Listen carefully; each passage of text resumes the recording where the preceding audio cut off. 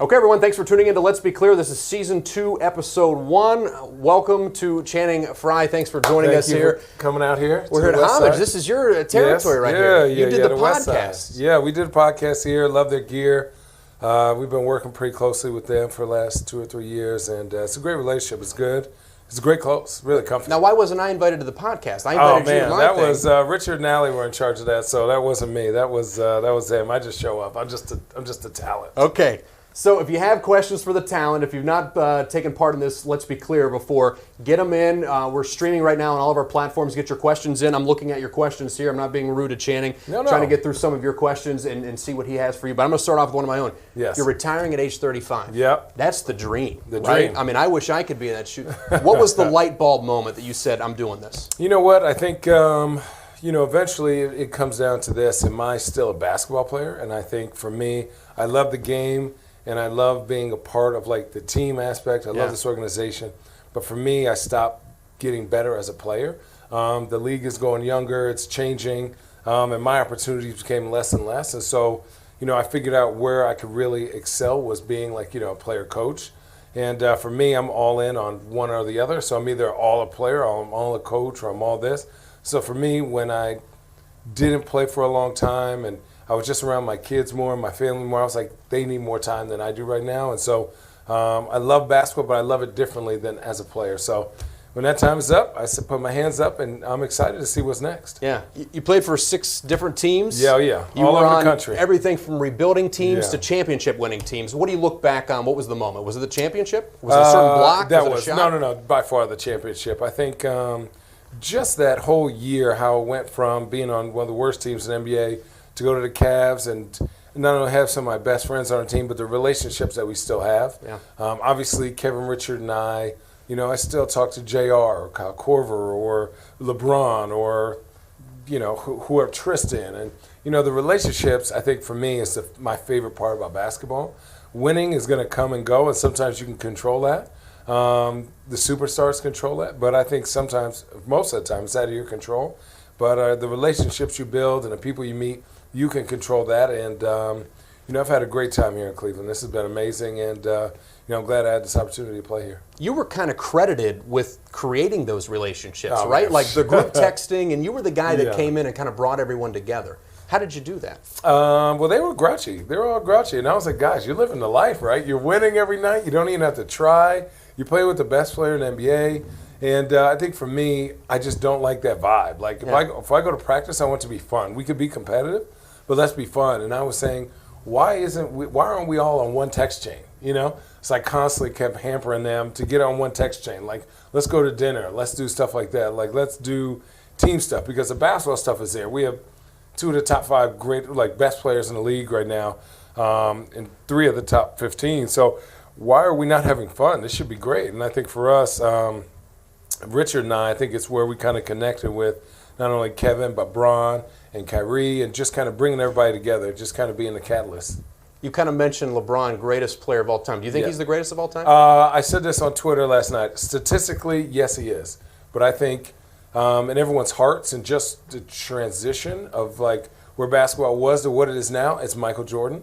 So I would say your heart, it's Michael Jordan. Statistically, it's MJ. Or statistically, it's LeBron. And I would say if people want to go by wins or rings, it's Bill Russell. Okay. So that's my thing. But you can't go wrong with any of them. And if you throw Kobe in there, you can't go wrong. That's a very diplomatic answer. Very. I mean, it's the truth. I mean, it's for real. You can't say, well, Jordan is better than Kobe because they never played against each other on that realm. I think it just is one of those things. And I don't know why nobody talks about Tim Duncan. He's one of the greatest power forwards of all time. But he doesn't get mentioned because he's boring. Yeah, he was the chess guy. Yeah, right? The chess guy. Hey, this comes from Joe. Are you sure you can afford to retire with 4 kids? Yeah. I'm all right. I'm going to still have a job, so I'll be all right, man. And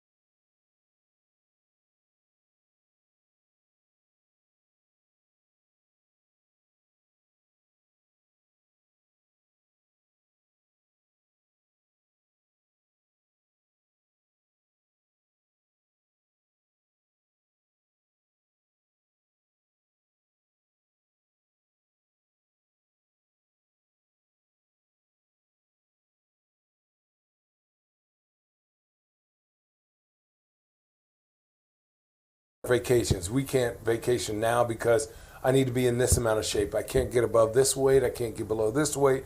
What are my trainers doing? What are we doing? When are we going to watch film? Like, there's this whole process. So everything has to be like premeditated. Yeah. Where now it's like, I have my vacations and I'm like, oh, look at my calendar. Okay, this Wednesday works. I'm not doing anything. And that's what's fun and that's what's exciting. And I think me being normal means I'm just not, in the limelight as an NBA player anymore. It's fun, it's amazing, I'm appreciative, but I like to, kind of chill out a little bit. You said in your retirement speech there that Cleveland, the community, being involved in it, kind of changed your life forever. Yeah. What do you mean by I that? think for me, where I am in my life or where I was these past 3 years, so many highs and lows, the Cleveland community has really embraced me and really given me the opportunity to be me. And just kind of be this, like I say, I'm like the cult classic, like the Nacho Libre of like NBA players. It's like you love the movie if you love it. If you don't, it's kind of whatever. Yeah. But I think for me, just to have the opportunity to be myself has really helped a lot of other guys that are come here. And the fact that I love the city so much, everyone who's played on this team this year has been like, man, I didn't know how awesome it was here. Like your enthusiasm here, the fans here, like everything here is way better than how people assume it is. And I think Cleveland is on the up and up as like destinations, not only because of the fans, but people are really starting to see the city and how it's growing. Do you see yourself still being involved in some capacity or coming in some back capacity? through, Yeah. I'm a West Coast guy, so I'm moving at the end of middle of the summer back after my kids' school is done. But yeah, I'll definitely be back and forth. I think this organization has done right by me, and I like where we're going and the guys that are on the team. So as long as it works for them, it works for me, and we'll just talk about that. There's no rush. Yeah. I'm always up. You mentioned you like where they're going. A lot of people are wondering, give me your assessment of the Cavaliers right now going forward. Well, I think you really look, and I talk with the guys about this. If we kept the team pat, right, there's only one or two things we really need, and I think I'll keep that quiet, but I'll tell you what we have. I think we have a championship front court, and I think we have a very young but growing backcourt. I think for me, you look at Colin, you look at Jordan, you look at Jetty, you look at Delly coming back next year. That's a really solid backcourt, but I think you just need to add maybe some bigger shooting. That's just for me. Yeah. But then the front court, you have Tristan, Larry, Kevin, young Marquise, John Henson. These are playoff-ready veteran big men. These are championship-level big men. So for me, just to continue to grow this team, to make sure this team is taking the culture that we established this year, regardless of wins and losses, and continue it next year is really the thing. So you don't need to add a lot, just one or two more pieces, and you'll be pretty solid to make the playoffs next year. Future looking bright. I'm going to get back online here. This is from Chris. Is broadcasting in your future? You kind of mentioned that. Yeah. It definitely is. I think right now we're getting a lot.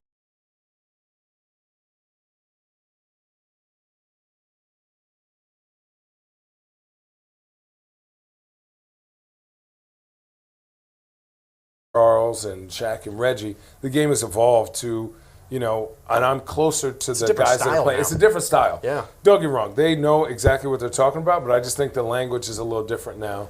Guys are, really good or really bad, but you got to look at how the game is supposed to be played, especially in the playoffs. A lot of chess pieces being moved. Why teams shouldn't worry when they have home court if they lose the first game. I think you've seen that. And I think, for me, just being able to watch and explain it, it's been awesome.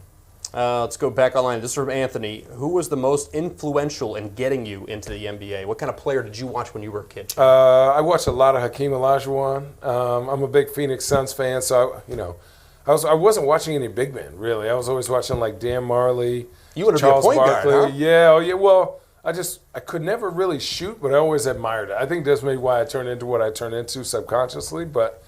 Yeah, there was no real big man, and I think eventually I really looked up to Tim Duncan when I started to go to college. I thought I was going to be a center. But then I came to the NBA and realized I had to go Shaq and Yao and Tim Duncan. I said, no, thank you. So I'm good. I'll just go out there and shoot threes all the Do a time. little pivot there.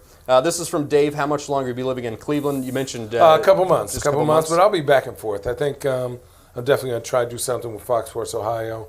I love that team. Those guys have been great to me, and I love the opportunity to work with them. You mentioned on social media you had a couple months left in Cleveland.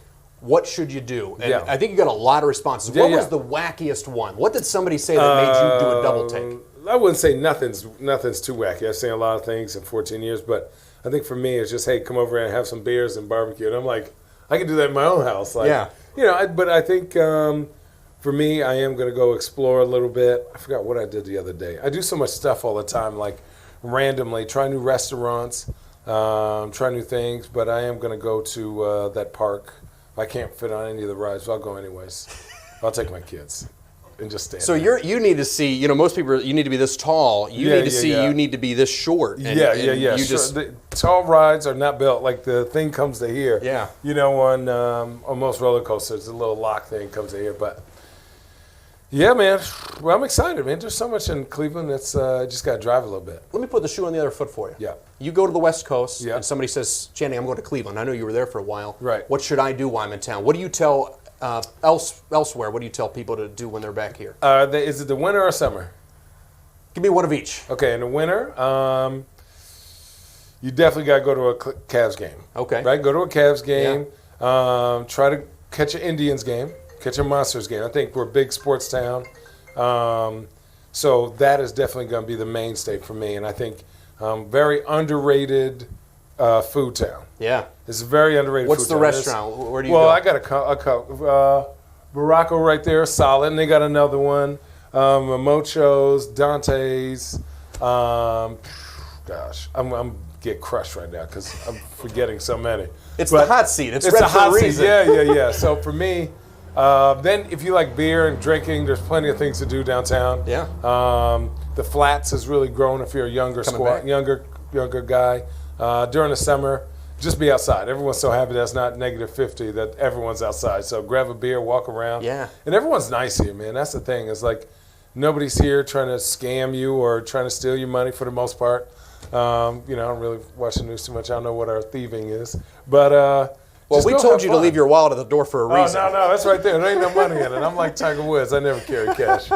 But just give it a chance. I think if you look around outside of just downtown, Yeah. if you go outside over to the bridge, Ohio City's great. So just explore. A lot of hidden nuggets here. Oh, yeah. Young players who idolize you, other Cavs players, what would you say to them if they're looking? They want to be the next Channing Frye. No, you don't want to be me, man. I think you should be the best you. For me, I just embrace my role, and I think, I always have these thoughts, and I have this notebook that I carry down, and I always write like the heading of like, whether it's like I try a beer that I like. Oh man, if I want to make beer like my beer, this is what I like about it. Do I like the can? Do I like the label? Do I like how it smells?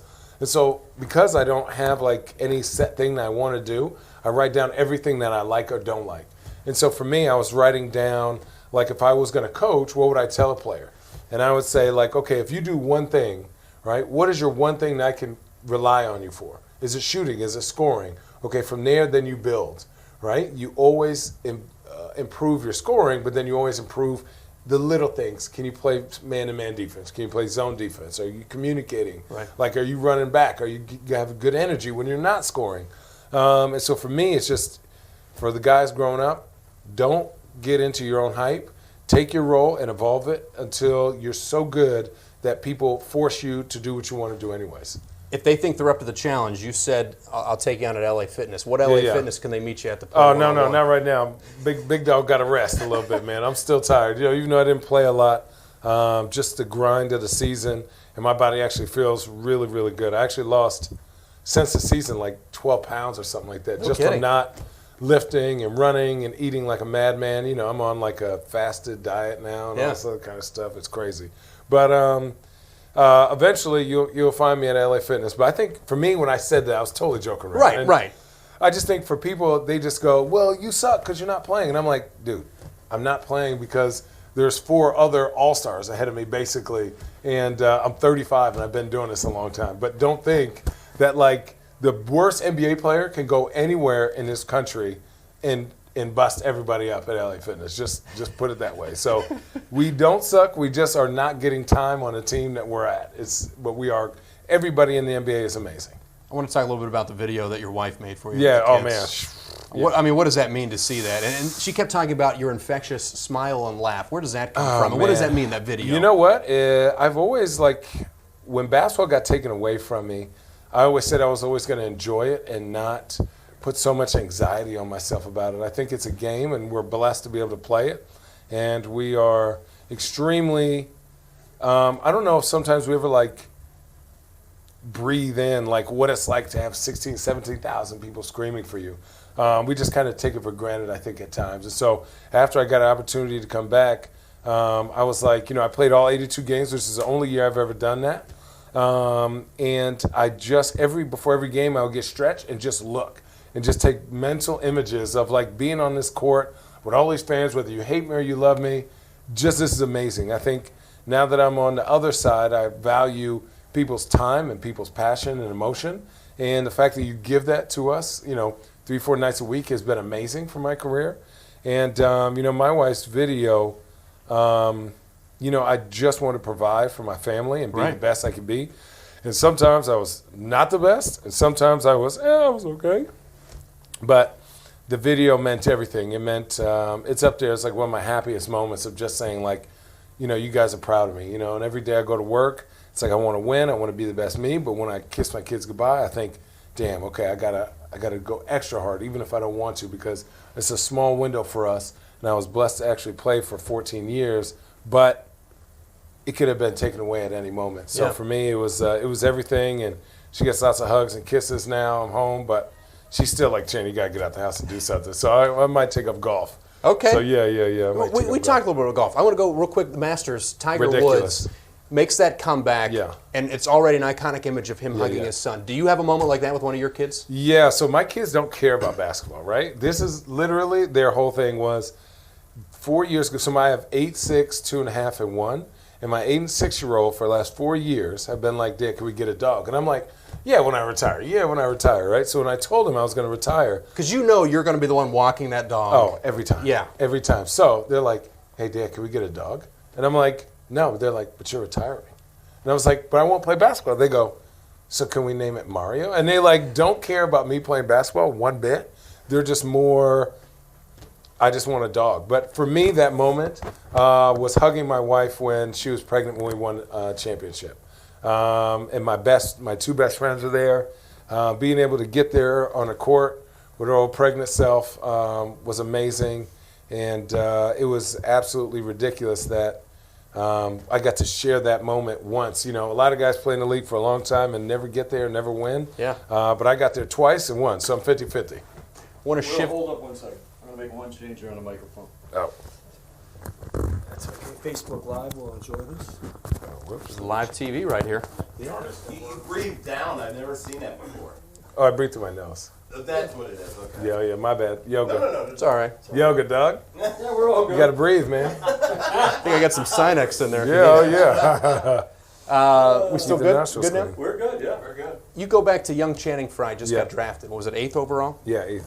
What do you tell him? Is there one piece of advice you'd go back and tell young Channing when he got drafted with the Knicks, right? Yeah, don't live in Connecticut, live in the city. Yeah? Yeah, it'll save you a lot of money on driving and drivers. You'll be all right. And those You know what? hour If train that's the only drives. mistake you made, though, that's not bad. I mean, I wouldn't change anything, or else I wouldn't be here now. I think for me, I just didn't know, and so I'm glad I didn't know because it made me appreciate later, like being on good teams. I was on some crappy teams. Yeah. But they were good people, just in bad situations. Is it more fun, though, sometimes on a crappy team? Because, No. Losing okay. is 'Cause the I didn't know worst. there'd be no pressure. No. There's more pressure to win. You don't want to be that team that loses 20 in a row, 30. It's embarrassing. Like, people think, oh, you guys suck and you don't want to win. And it's like, no, dude. Like, I'm in practice for 3 hours just to lose the next day. Like, this is not fun. Like, winning is fun. Winning is why you play. And having a good culture. Like, even though we didn't win a lot this year, we were winning little battles. And that is what made it tolerable. We had so many freaking injuries this year. It was ridiculous. So it was good. We only got a few more minutes with Channing, so we're going to try to do a rapid fire here. This is TJ. Of all the teams you played for, which one had the best fan base? Boy, that's setting you up right there. No, I would say, shockingly, the Portland Trail Blazers in my second year when we had Brandon Roy. Okay. We made the playoffs, lost in the first round. That was an amazing team. We had LaMarcus Aldridge, Brandon Roy, Jared Jack, Steve Blake, myself, and a bunch of good, like Rudy Fernandez. I don't know if people remember him. He had a lot of hype. But that fan base was going nuts because they were the Jailblazers. Then we went 500 my first year, and the next year we made the first round of the playoffs, and they threw us a parade, and it was like the beginning of this. The Blazers now was back then, like that's where it really began. They don't have a lot of other sports out there either, right? No. We have Trailblazers it's Trailblazers, Timbers, and the something Hawks, Winter Hawks. But yeah, we're getting a baseball team out there. Okay. Yeah. Q is no longer the Q. Does it make you sad? No. If that was me, Fieldhouse? well, I mean, you think about it money-wise, nobody knew what the Q meant. So you got to change it to what somebody knows. Like, why is the purpose of having advertising if nobody knows? Yeah. Like, if you ask a regular person what the Q means, they're like, oh, it's just a Q. Like, I don't know.